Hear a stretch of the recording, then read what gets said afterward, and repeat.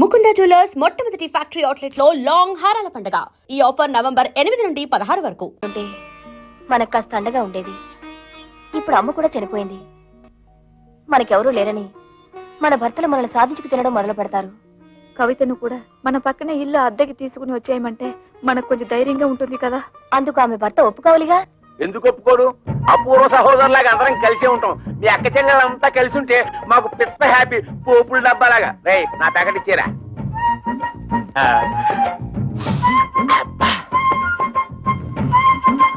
నీకు ఇష్టమని చికెన్ బిర్యానీ తెచ్చాను. అంతా నువ్వే తినేక కడుపులో ఉన్న కపిల్ దేవ్ కూడా కష్టపెట్టు. నేను నీకోసం బిర్యానీ ఒకటే కాదు, చికెన్ పూకోడి కూడా తెచ్చా. చూసావా నువ్వంటే నాకు ఎంత ప్రేమో. నా బంగారం, నా కొండ. ఈ శుభ్రంగా తినేసి చేతులు కడుక్కొని ఈ సొక్కకి తుడిచేసి ఈ పేపర్ మీద ఓ సంతకం పెట్టి. నువ్వు కూడా ఈ పేపర్ మీద చెగోడిలా చిన్న సంతకం పెట్టవా? సంతకమా? ఎందుకు? ఎందుకేమిటి? మా పిల్లలకి అవమానం జరుగుతుంటే చూస్తూ ఊరుకుంటావా? మీ అమ్మ మీకోసం డబ్బడానికి వెళ్తే తల్లి అన్న అభిమానం కూడా లేకుండా మీ అమ్మ చావుకు కారణమైన వాడిని ఊరికే వదులుతావా? మాకు ఒక పైసా కూడా ఇవ్వకుండా మీ తమ్ముడికి లక్షలు లక్షలు పెట్టి ఫ్యాక్టరీ కట్టిస్తాడా? ఆ పగ మీరు చూసుకోవద్దు. వాళ్ళని కోర్టుకి ఇచ్చి మీకు రావాల్సిన ఆస్తి మీరు తీసుకుంటారు అంతే. అందుకే ఈ సంతకం. ఆస్తిలో కూడా ఆడపిల్లకి హక్కు ఉంది. ఏ పర్లేదు, ధైర్యంగా పెట్టేయండి. నేనున్నాను, వాడున్నాడు, ఆటవాడున్నాడు.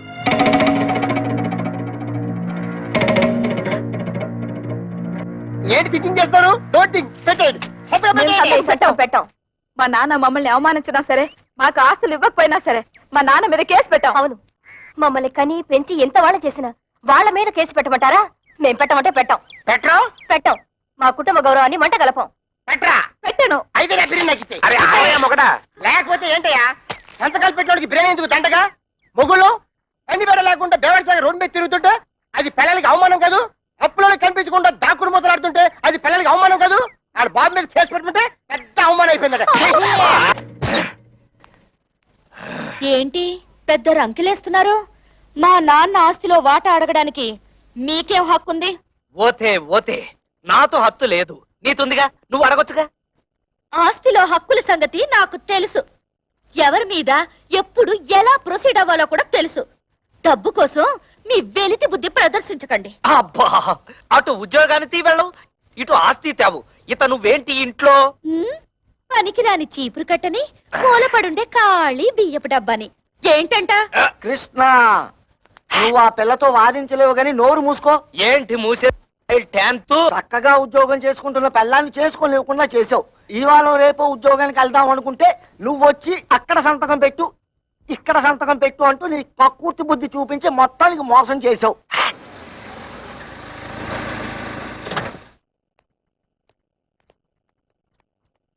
ఎరా వెళ్ళినట్టే వెళ్ళి మామగారింట్లో మకం పెట్టావు. వయసు వచ్చిన పిల్ల ఇంట్లో ఉంది, పైగా దానికి ఒంట్లో బాలేదు. దాని మంచి జడ్డ చూసుకోవాల్సిన బాధ్యత నీకు లేదా? నేను మాత్రం ఎన్నింటికని ఏడవన్నా. మా మామగారు మా మరదలకి పెళ్లి పెట్టుకున్నారు. అన్ని ఏర్పాట్లు నన్ను దగ్గర నుండి చూసుకోమన్నారు. మీ మామగారు పనులు చూసుకోవాల్సిందే కాదన్ను. మీ అమ్మ చావుకొచ్చిన మీ అక్కలు చెల్లి కోపగించుకుని వెళ్ళి దాని దినానికి కూడా రాలేదు. పైగా మనం కూడా వాళ్ళ మంచి చెట్లు చుట్టూ మానేశాం. పెద్దకి 7 నెలల, దానికి సీమంతం చేయాలి, పుట్టికి తీసుకురావాలి. మీ మూడు పిల్లలిద్దరు వెళ్ళి అక్కడ కూర్చుంటే ఇక్కడ ఈ పనులన్నీ ఎవరు చేస్తారా? రేపు మంచి రోజు, ఇద్దరు వెళ్ళి అక్కని తీసుకొద్దాం. ఆ పురుళ్ళు గిరుళ్ళు మనం ఎక్కడ పోయించగలం నాన్న? అసలే అమ్మలేదు. మీ అమ్మ లేకపోయినా మనకు తప్పదు కదరా. మా ఆవిడికి అలాంటి చాకరీలు చేసే అలవాట్లేదు. పురుటికి కావలిస్తే ఖర్చులకు డబ్బులు ఇచ్చేద్దాం, కానీ ఇక్కడ తీసుకురావడం గట్రా పెట్టుకోవద్దు. తోడ పుట్టినవాడు మాట్లాడాల్సిన మాట అనేది. దానికి తొలి కానుపురా, పురిటికి పుట్టింటికి తీసుకురావడమే సాంప్రదాయం. అటువంటి సాంప్రదాయాలు అవి నాకు తెలియదు. మా మరదలి పెళ్లి పూర్తయ్యే వరకు నేను మీ కోడలు అక్కడే ఉండాలి. పదవిపోదాం. ఆగరా, సొంత అక్క పురిటి కంటే మీ మరదల పెళ్లి ఎక్కువైందా నీకు? అక్కా చెల్లెళ్ళ వల్ల ఏం కలిసి వస్తుంది? బూడిదే. మా మావగారి వల్ల ఫ్యాక్టరీ వచ్చింది, 10 మందిలో పరపతి పెరిగింది. మిగతా వాళ్ళు ఎలా పోయినా నాకు అనవసరం.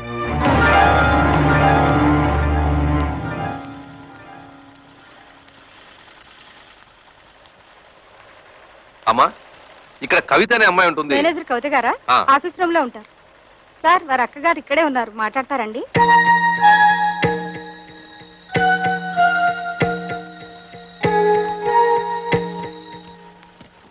నువ్వు ఇక్కడ పని చేస్తున్నావా? చెయ్యికేం చేయాలి? బ్రతకడానికి ఏదో ఒకటి చేయాలిగా.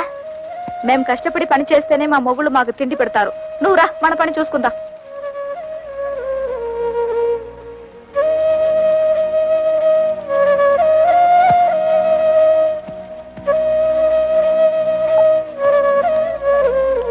వాళ్ళు ఇంతకు తెగిస్తారనుకోలేదమ్మా. ముందు నువ్వు నేను కవిత కలిసి అక్కయ్యకి సీమంతం చేద్దాం. ఆ తర్వాత అన్ని విషయాలు నేను చూస్తానుగా. ఆ, ఇప్పుడు అక్కకు సీమంతో ఒకటే లోటు. మాకు ఎవరి దయా దాక్షణ్యాలు అక్కర్లేదు. మా అమ్మ మీ కాళ్ళ వేళ్ల పడి మాకు 4 ముక్కలు చెప్పించింది. దాంతో మా బతుకులేవో మేము బతుకుతున్నాం. మీరొచ్చిన పనేదో చూసుకుని మీరు వెళ్ళండి. కూతురికి సీమంతం కూడా చేయలేని చవట వేద కింద జమ కడతారమ్మా ఊళ్ళో వాళ్ళు. తల్లి లేని పిల్లల్ని అనాథల్ని చేసి పడేశాడు అని నా మొహాన్ని ఉమ్మేస్తారమ్మా. మేం ప్రాణాలతో ఉండగా మాకెవరు సహాయం అక్కర్లేదు. మీకంతగా సహాయం చేయాలనిపిస్తే మేం చచ్చాక చివరిసారిగా మా మొహాన పడేస్తారు గుడ్డ. అది మాత్రం వేయండి, అంతే చాలు. మమ్మల్ని రోడ్డు పాలు చేసినట్టు ఆ చిన్నదాన్ని కూడా రోడ్డు పాలు చేయకండి. అది కూడా మీ వల్ల కాదనుకుంటే మా దగ్గర వదిలేయండి. ఏదైనా ఉద్యోగం ఇప్పించుకుని దాన్ని కాపాడుకుంటాం. పదండి.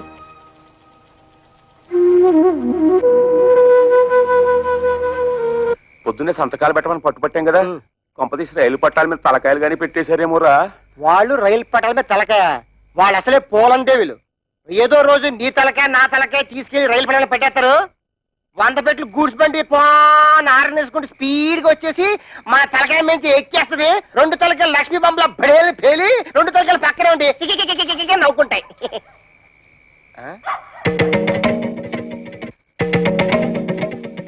ఎక్కడికి వెళ్ళి వస్తున్నారే? నాది కూడా దక్కొచ్చాను. ఎక్కడ ఊరేగి వస్తున్నారు? ఉద్యోగానికి వెళ్ళొస్తున్నాం.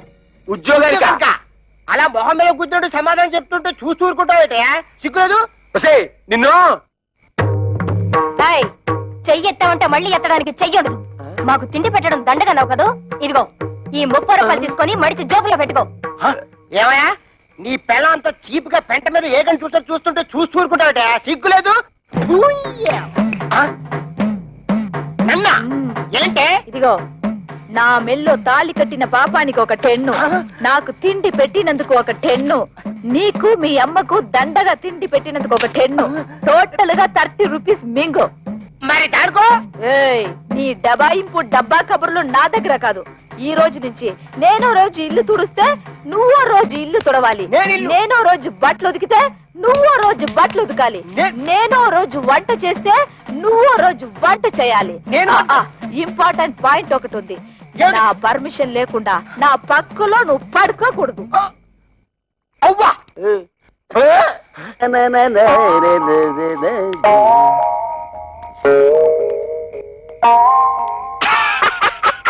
తమ్ముడు, మొహం ఏమిటి అలా ఉంది? మాడిపోయిన మినపట్లాగా. బుద్ధి పోనించుకోలేదు. మాడిపోయిన మినపట్టు కాదు, అరిపోయిన చీపురు కట్టని చెప్పు. ఏ తమ్ముడనే, నీ పిల్ల జై కొట్టిందా చీ కొట్టిందా? చీపురు కట్టలో కొట్టిందా? 30 రూపాయలు సంపాదించి మన పిల్లలే మనం ఎరగొట్టారు. తమ్ముడు అనే పిల్లం నెలకి 3000 రూపాయలు సంపాదిస్తుంది. తుక్కు రేపేసాడు. నా పెళ్ళం సంతతం పెట్టనందుకు నాకేం బాధ లేదు. కానీ ఇంతకాలం నా ఫుడ్ తిన్న మా డాడీ వెన్నుపోటు పొడిచేశాడు. అందుకే నాకు వర్రీగా ఉంది. వర్రీని కూడా కర్రీ అనుకుని సర్దుకుపోవాలి తమ్ముడు. వాళ్ళింతతో తెగించడానికి కారణం ఏమైంటుందో తెలుసా? వాళ్ళ సంపాదన. దానికి స్పీడ్ బ్రేకర్ వేసేస్తే అప్పుడేం చేస్తారు? పొయ్యి కింద నుంచి మంట లాగెత్తే నూనె లాగేస్తుంది. చచ్చినట్టు మన దారికి వస్తారు. బాత్రూమ్ లో పైప్ కట్టేస్తే ఏం పెట్టి కట్టుకుంటారు? సో మనం రేపే వాళ్ళు పనిచేసే ఆఫీసుకు వెళ్తున్నాం. వాళ్ళ మేనేజర్ ని 4 పీట్లు వాళ్ళ ఉద్యోగాలు డిస్మిస్ చేయమని అడుగుతున్నాం. హలో, ఏంటి కరాటే ఫంక్షన్? ఇంతకాలం పోలీస్ ఆఫీసర్ గా పనిచేసేవాడిని నేను. తప్పకుండా వస్తాను, sure.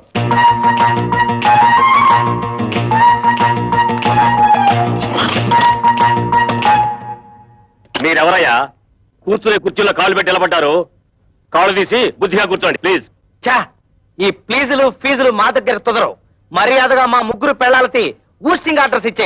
Mister, give respect and take respect. ఏంటి నీతో రెస్పెక్ట్ ఇచ్చేది? కేర్ బాత్స్ మీసం టచ్ చేసి అవతల పారేస్తానంతే.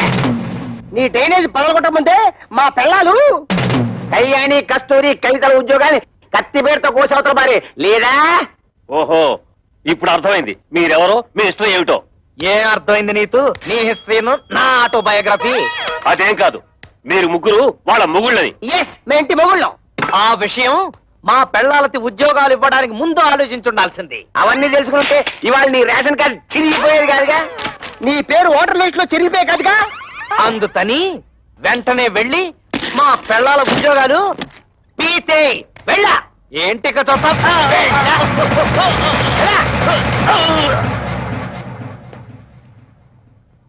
ఏంట్రా అత్తడే చూస్తూ నిలబడ్డావు? నిన్ను వెంటనే మర్డర్ చేసేసి తోట్లింగాల రేపు తెల్లి స్నానం చేసేస్తాను రే. చొక్కా అయిపోతున్నాడేమిట్రా ఆఫీసులోనే షేక్ అయిపోయి స్నానం చేస్తాడా ఏంటి ఆ పాడి ఏంట్రా మున్సిపాలిటీ వాటర్ ట్యాంకర్ లాగా ఎలా పెంచేసావు ఇదిగో ఒక్కడో ముగ్గురిని కలిపి కొనడం రూల్ చెప్తూ ఏంట్రా ఇంతసేపు మీరు చేసిన ఆగడాలు ఓపికగా భరిస్తుంటే పిచ్చి కుక్కలాగా తెగరెచ్చిపోతున్నారు పెళ్ళాలకు తిండి పెట్టలేని దద్దమలేని ఉద్యోగాలు ఇస్తే నా మీదే మీరు తిరగబడతారా మీ తోలు ఒలిచేస్తాను ఇప్పుడు మీ ఉభయులు అన్ని విషయాలు డీటెయిల్ గా మాట్లాడుకున్నట్టే కదా ఊరండి శుభం ఒరే శంకరం ఈ తాంబూలం అటు తీసుకోండి శతమానం భవతి శతాయ పురుష శతేంద్రియ ఆయుష్ శైవేంద్రియే ప్రతిష్టతి మీరివ్వండి ఒక్కసారి పల్లె ముందుకోండి ముహూర్తాలు పెట్టుకుందాం ముహూర్తాలు పెట్టుకుందాం సమ్మతమేనా సమ్మతమే శుభం లేవండి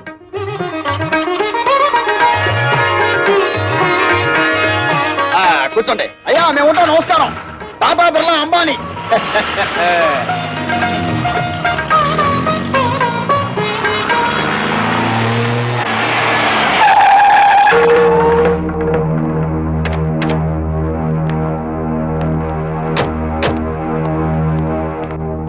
ఎవరన్నా వాళ్ళు కమలకి పెళ్లి కుదిరింది పెళ్లి వాళ్ళు నిశ్చితార్థం చేసుకుని వెళ్ళారు ఆగండి నన్ను అడగకుండా ఈ పెళ్లి ఎవరు కుదర్చమన్నారు ఏంట్రా నీకు చెప్పి చేసేది నువ్వు చేస్తున్నావు నాకు చెప్పి చేస్తున్నావా తోడ పుట్టినాక సీమంతం చేయడానికి టైం లేదు నీకు నిన్ను నమ్మి ఆ పసిపిల్లని ఎలా వదిలిపెట్టను అందుకే నా ఊపిరుండగానే దాన్ని పెళ్లి చేయాలని నిశ్చయించుకున్నాను నీకు నీ మరదల పెళ్లి ముఖ్యం కదా వెళ్ళి ఆ పనులు చూసుకో ఒరే గిరి మీ నాన్న ఏదో కోపంలో ఉన్నాడు గానీ ఇదిగో వచ్చే నెల 28వ తారీఖే మీ చెల్లెలు పెళ్లి ఫిక్స్ అయింది మంచి సంబంధం ఓ ₹1,00,000 కట్నం కూడా ఇస్తానని మీ నాన్న ఒప్పుకున్నాడు ₹1,00,000 ఆ మాత్రం ఇవ్వాల్సిందే ఆ నువ్వు కూడా ఆయనతో చేరి తాళం వేసావా అది కాదురా మీ అమ్మాయికి పెళ్లి చేయాలనుకుంటే చేసుకోండి నాకే అభ్యంతరం లేదు కానీ ₹1,00,000 కట్నం ఇస్తాను ఎందుకు ఒప్పుకున్నారు అక్కడికి ఇచ్చినట్టు 30,000 ఇవ్వండి చాలు తక్కువ కట్నం ఇచ్చి సరైన సంబంధాలు చేయకుండా పిల్లల్ని అవస్థలకు గురి చేశారు ఇప్పుడు దీన్ని కూడా అలా చేయమంటావా కనీసం ఇదేనా సుఖపడుతుందని ₹1,00,000 కట్టానికి ఒప్పుకున్నాను నీ పాటి నువ్వు ఒప్పుకుంటే సరిపోయిందా 30,000కి మించి ఒక్క పైసా కూడా ఇవ్వను రాయ్ నువ్వెవడరా ఇవ్వడానికి నేను కష్టపడి సంపాదించిన ఆస్తి ఉంది అది అమ్మి దాన్ని పెళ్లి చేస్తాను చేస్తావు ఎందుకు చెయ్యవు ఏ రోజైతే నేను నీ కొడుకుగా పుట్టానో ఆ రోజే ఈ ఆస్తి అంతా నాదైంది ఇంతకంటే ఎక్కువగా మాట్లాడమంటే మర్యాద దక్కదు జాగ్రత్త ఏమన్నావురా? చేతడానికి నీకెంత ధైర్యరా నీకేమన్నా ప్రయోగాలు వచ్చిందో ఏమిటి చేయిద్దాము ఏ వంకర శాస్త్రి ఇది నీకు సంబంధం లేని విషయం మర్యాదగా బయటికి పో కోట్ల సంపాదించిన వాళ్ళే కొడుకుల ముందు నోరు పోసుకుని కూర్చుంటుంటే పెద్ద ఈయనేంటండి రంకెలేస్తున్నాడు అసలే నాకేమిచ్చాడని ఈ బోడి కొంప తప్ప బోడి కొంపే దాన్ని చూపించగలయ్యా ఆ ఎమ్మెల్యే కూతురు పెళ్లి చేసుకున్నావు నీ ఫ్యాక్టరీ కూడా పెట్టుకున్నావు రే వంకర శాస్త్రి ఇంకా నా కళ్ళ ముందు కనిపించావో దెబ్బలు తింటావు పోరా బయటికి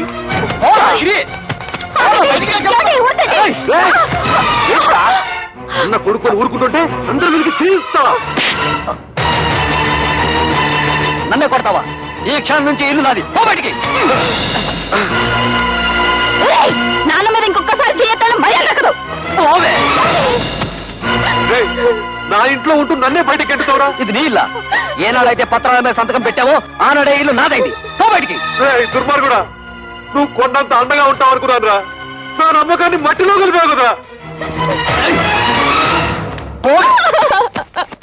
ఎన్నిసార్లు చెప్పాలి బయటికి పో మనిషి జన్మ ఎత్తితే మళ్ళీ గుమ్మం తొక్కద్దు ఉన్నాడు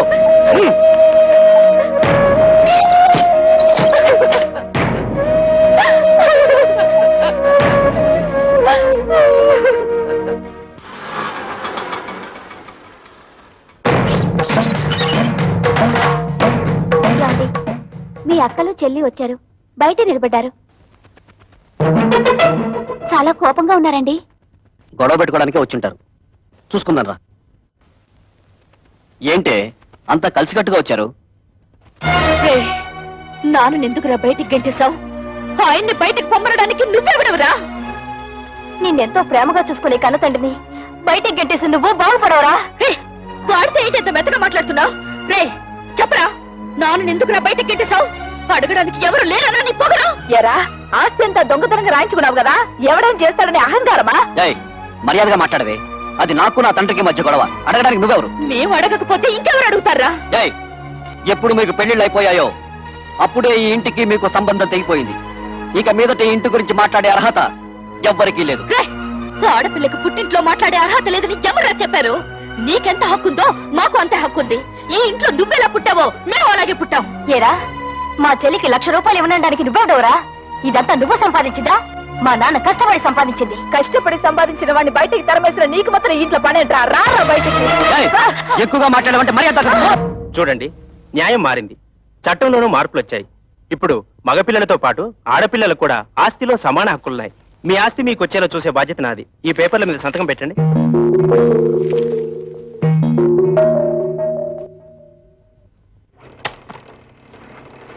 ఏంటలుడు ఇలా నోటీసులు దాకా తీసుకొచ్చావు? తోబుటూలు అడిగితే 1,00,000 2 లక్షలు పడేసి వదిలించుండవచ్చు కదా. You don't worry. ఈ కేసులు గీసులు నన్నేం చేయలేవు. ఆస్తంతా మా నాన్న స్వార్జితం. ఆయన స్వదస్తూరితో నాకు రాసి ఇచ్చేశాడు. ఈ ఆస్తి వాళ్ళకి వెళ్ళడానికి మా తాతల దగ్గర నుంచి వచ్చిందేం కాదుగా. మీ నాన్నకు నీకు రాసిచ్చిన వీళ్ళు క్యాన్సిల్ చేసుకునే హక్కు, తనకిష్టమైన వాళ్ళకు రాసుకునే హక్కు ఆయనకుంది. అలా క్యాన్సిల్ చేసుకుంటే మొత్తం నీ డిపాజిటే గల్లంతవుతుంది. చూడండి అంకల్, దేవుడు మా ముఖాన్ని ఎటు మంచి రాత రాయలేదు. కనీసం మా చెల్లెలికైనా మంచి సంబంధం వచ్చింది. అదే నా జీవితంలో సుఖపడితే మాకంతే చాలు. మీ ముగ్గురు కలిసి ఎలాగైనా ఈ పెళ్లి చేసి తీరుతాం. మీరు ఓకేనమ్మా, కానీ మీరు చేస్తున్న పనికి ఆ ముగ్గురు మూర్ఖులు, అదే మీ అద్దగోలు ముగ్గురు ఒప్పుకోవద్దు. వాళ్ళు ఎలాగూ అడ్డుపడతారు, మనం వాళ్ళని లైన్ లో పెట్టుకోవాలి.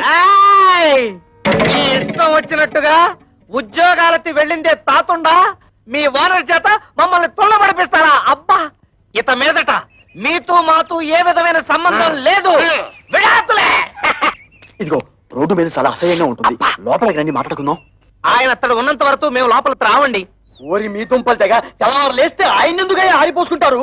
ఇదిగో కూతుళ్ళను సుఖపెట్టగల మనుషులేవో అని మిమ్మల్ని వెతికి మరీ అల్లుడుగా చేసుకున్నాడు. అరే, తన కళ్ళ ముందే కన్న కూతుళ్ళని ఆ విధంగా అవమానిస్తుంటే ఆ తండ్రి మనసు ఎంత బాధపడుతుందో కాస్తైనా ఆలోచించారా? ఊవారండి. ఏంటండి ఊరే ఊ తప్ప మరి మా అమ్మ గురించి ఆలోచించాడా? పెద్ద నీతులు చెప్పడానికి వచ్చాడు. ప్రపంచం ఈ నొత్తడే తూతుళ్ళ పెళ్లిళ్ళు చేశాడు. మేము మాత్రం ఏం సుతపడుతున్నాం? ఆయన మాకేమి ఇచ్చాడు? ఇస్తానన్న డబ్బు ఇచ్చాడా? ఇవ్వాల్సిన గౌరవం ఇచ్చాడా? ఇంత క్షణంతో ఆయన తడవడానికి వీల్లేదు. చూడండి, మా నాన్న మీ పట్ల తప్పే చేసి ఉండొచ్చు. ఇప్పుడైనా మానసికంగా నలిగిపోయారు. మా చెల్లెలికి పెళ్లి కూడా నిశ్చయించారు. కానీ మా అన్నయ్య ఆస్తంతా రాయించుకుని ఇంట్లోంచి గెంటేశాడు. ఇప్పుడు ఆ పెళ్లి ఎలా చేయాలో తెలియక కుమిలిపోతున్నారు. ఇది చచ్చిన వాణ్ణి, చింత బతికిన వాణ్ణి కాలుస్తుందట. అలాగే తనలో తాను కాలిపోతున్నారు. ఇప్పుడు మనం కూడా కాదంటే ఎక్కడికి వెళ్తారు? నాగభైరవ బుచ్చపై సత్రంలో ఉండమను. ఉన్న ఆస్తంతా తొడుతు పేరు రాసిచ్చేసి తూతురు పెళ్లి అరేటప్పటికి డబ్బుల కోసం ప్లాన్ వేసి ఇక్కడికి వచ్చాడా? మీరాయనకి ఏ డబ్బు ఇవ్వక్కర్లేదు. ఆ డబ్బేదో మేము ఉద్యోగాలు చేస్తున్న ఆఫీసులో ఏర్పాటు చేసుకుంటాం. మీరు దగ్గరుండి నడుం కట్టి పెళ్లి జరిపిస్తే చాలు. నా వల్ల మీ సంసారంలో గొడవలు వద్దమ్మా. అసలు నేను ఇక్కడికి రాకూడదు. నేను వెళ్ళిపోతాను. ఆగండి నాన్న, మేమింతిదిగా వాళ్ళని అడుగుతున్నా కొంచెం కూడా మానవత్వం లేకుండా మాట్లాడే వాళ్ళతో మాకేం పని? మేము కూడా వచ్చేస్తాం. నిన్నెత్తడ ఉండమని ఎవరు బతిమాలలేదు. పౌరుషం ఉన్న దానివైతే ఈ పాటికి ఎప్పుడో ఇంట్లోంచి బయటకు వెళ్ళిపోయిండేదానివి. ఓయ్, ఎత్తడితే లోపలికి వెళ్ళిపోతున్నావు? మీ నాన్న ఇచ్చిన వెండి బంగారం మూట్లున్నాయి, మోసి వెళ్ళిపోదావునా? తట్టు బట్టలతో వచ్చావు, తట్టు బట్టలతో బయట నాడు.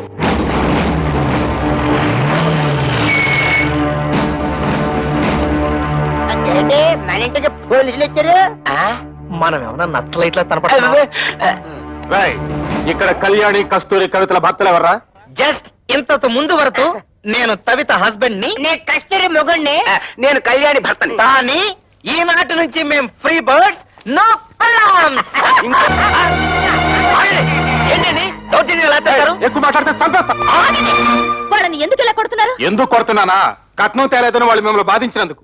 మమ్మల్ని బాధ పెడుతున్నారని మీకు అసలు ఎవరు చెప్పారు? మీ అన్నయ్య కంప్లైంట్ ఇచ్చాడు. వాడెవడండి కంప్లైంట్ ఇవ్వడానికి?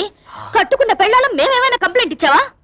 మర్యాదగా వాళ్ళ క్షమాపణ చెప్పండి, లేకపోతే మీ మీద పరువు నష్టం దావా వేయాల్సి వస్తుంది. ఏంటండి అలా చూస్తున్నారు? క్షమాపణ చెప్తారా లేదా మమ్మల్ని వెళ్ళి మీ పై ఆఫీసర్లు కలవమంటారా? లా అండ్ ఆర్డర్ మాకు కూడా తెలుసు. సారీ మేడం, మిమ్మల్ని కొట్టడం తప్పే. అది తొట్టడానికి ముందు ఆలోచించాలి.